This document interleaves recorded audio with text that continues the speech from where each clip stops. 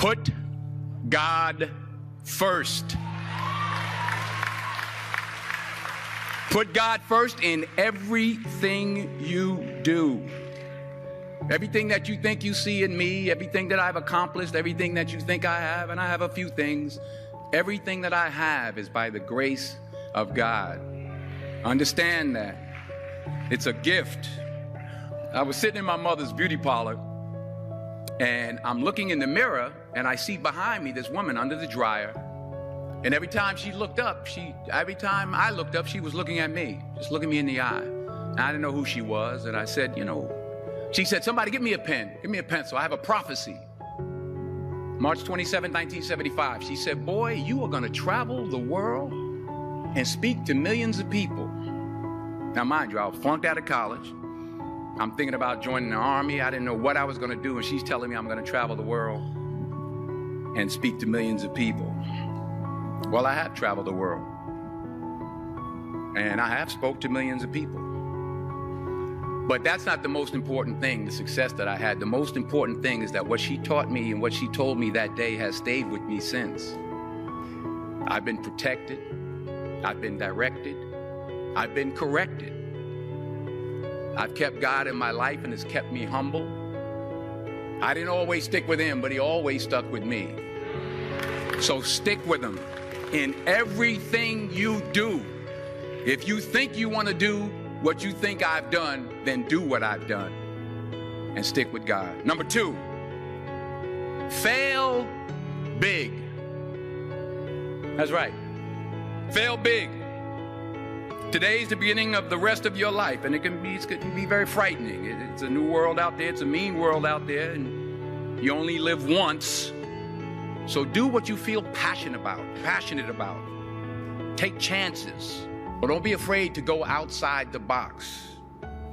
Don't be afraid to think outside the box. Don't be afraid to fail big, to dream big.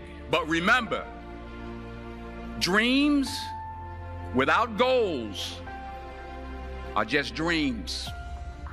And they ultimately fuel disappointment. So have dreams, but have goals. And understand that to achieve these goals, you must apply discipline and consistency.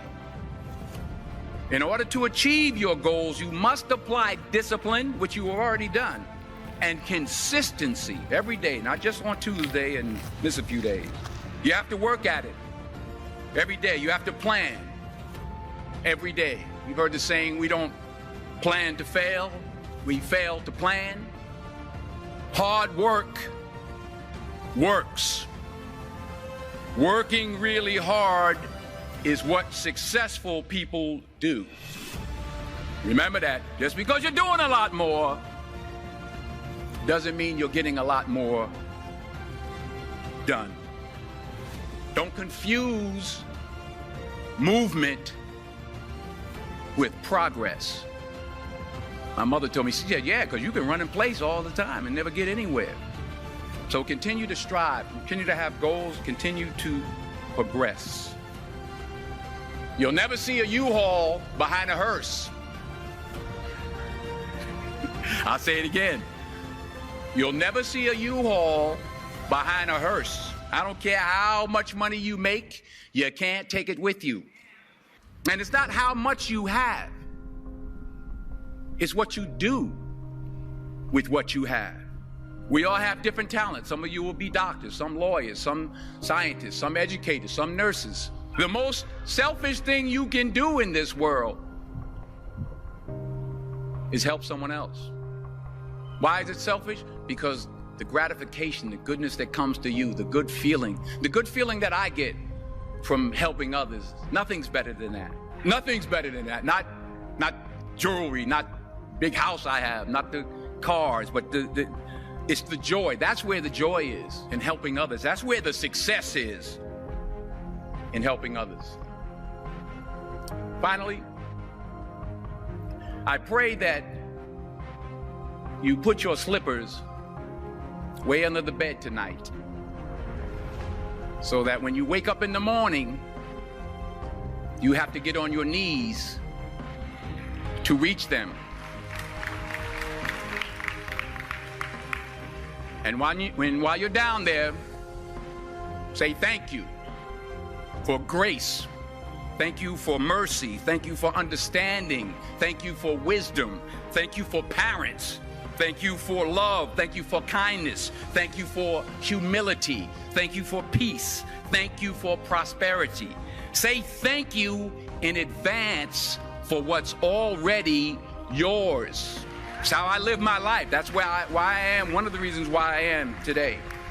Say thank you in advance for what is already yours. True desire in the heart for anything good is God's proof to you, sent beforehand to indicate that it's yours already. I'll say it again.